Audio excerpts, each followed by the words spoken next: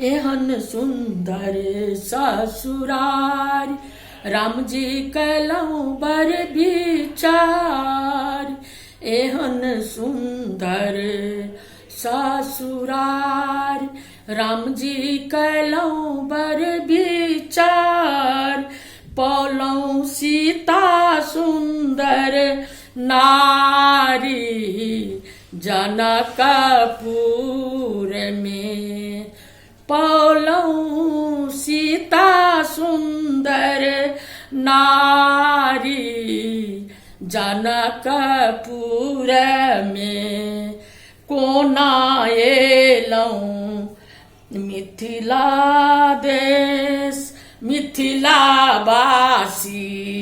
नार नारी सब सँ जोड़लऊ सरोकार।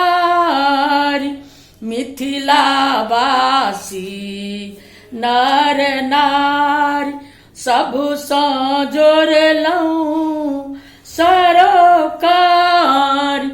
पौलऊ सुंदर सरोजी सारी जनकपुर में।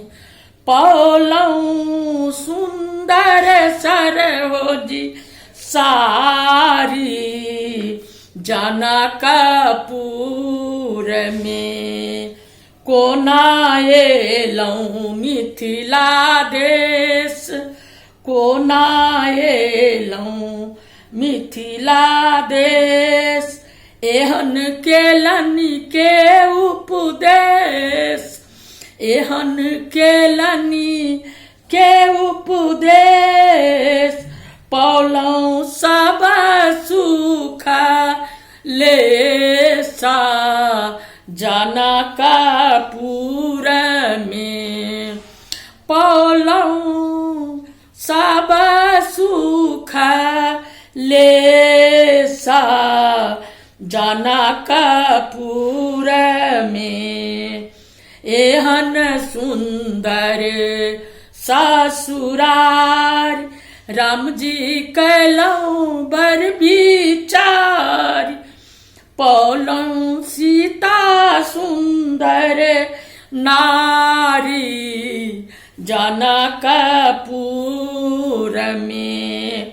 मातु सुनैना जी सन माय मातु सुनैना जी सन माय।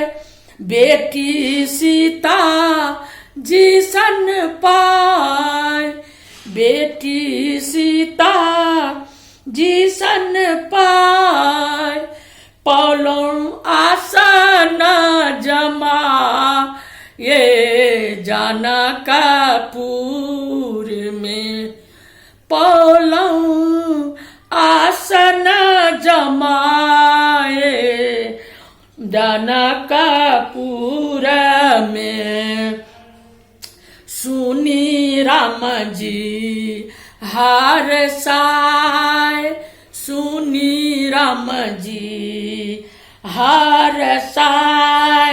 मुसुक लागल चारू भाई मुसुक लागल चारू भाई।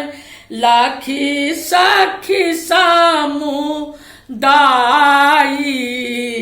जनकपुर में। लाखी सखी समुदाई जनकपुर में। एहन सुंदर ससुरार राम जी कैलऊ बर विचार।